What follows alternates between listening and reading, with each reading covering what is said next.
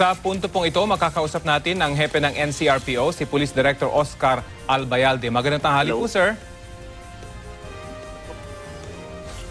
Magandang tanghali po. Yes, magandang tanghali po, Rafi. Opo, Happy New Year po sa inyo. Ano pong update kaugnay ng pulis na nagpaputok ng baril sa Tondo, Maynila? Si PO1 Daniel Castillo, no? Yan po ay nakakulong na sa National Headquarters ng Manila Police District at na-inquest na po siya kahapon. Na-recover na po natin sa kanya yung badge at saka baril niya at yan po ay mag-undergo na ng summary hearing procedure at sigurado pong madidismiss yan sa serbisyo. Ano eksakto po yung kasong isinampalaban sa kanya? Isa pong kaso ng alarm and scandal, no? Bukod po dun sa posibleng pagkakasipa sa kanya sa serbisyo, may criminal liability ho ba itong PO1 na ito? Opo, yun po, yung alarm scandal, yun po ang kinakaharap niyang kaso. Plus of course, yung dismissal from the service. At ano pong kaparusahan itong kanyang kaso kung sakasakali?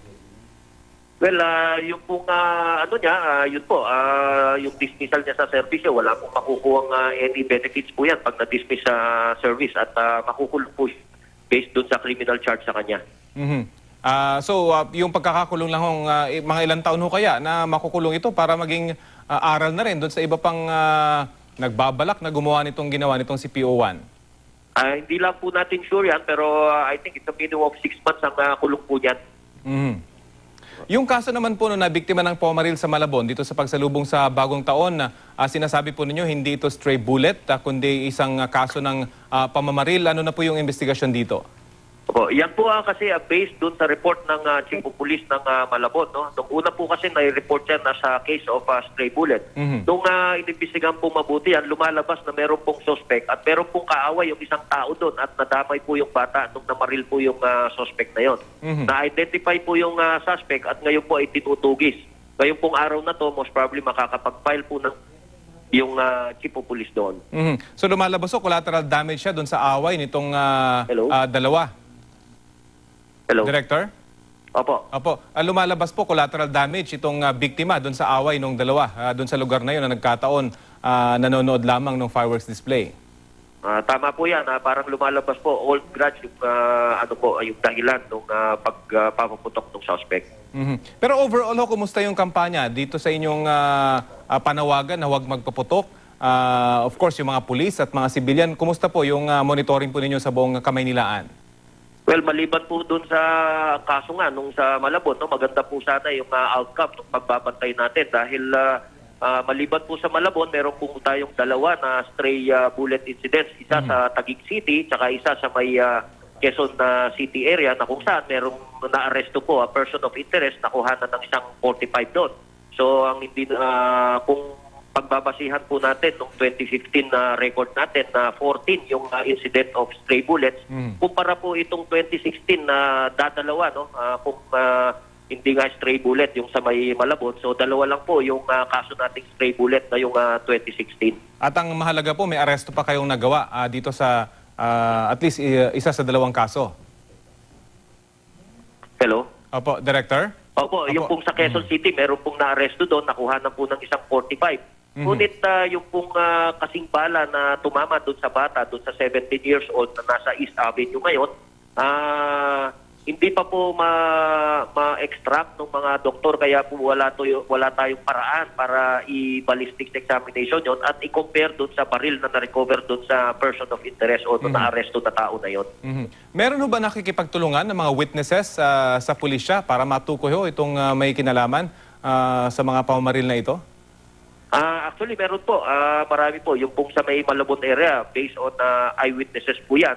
At saka yung pong sa Quezon City, nung nag-responde po yung ating mga kapulisan, kaya po nahuli yung tao na yon. At lumalabas na ang baril po niya ay walang lisensya. Medyo nahihirapan lang po tayo is yung sa Taguig City. Well, kayo po'y nananawagan ho ba na baka may nakakita dito sa namaril na ito, nakarinig man lang, na mag-report sa pulisya at huwag matakot po na magsumbong?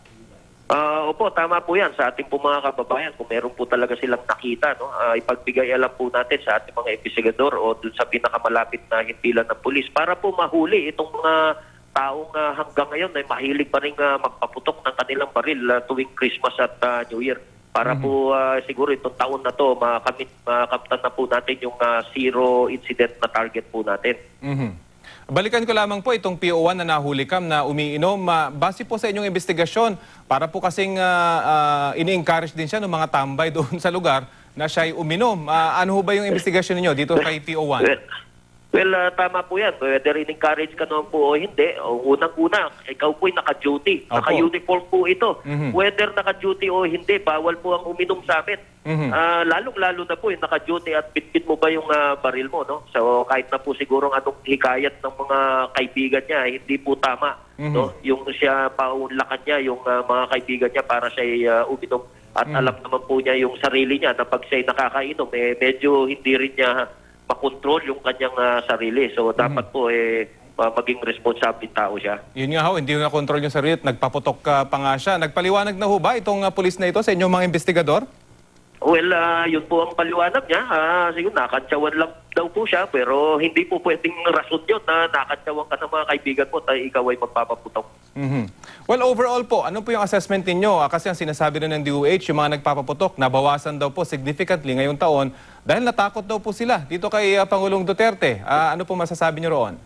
Actually, malaki po ang pagbaba nga nung insidente, particularly po dito sa Metro Manila. Last 2015 po, ang record natin is 881, no, yung naputukan ng paputok.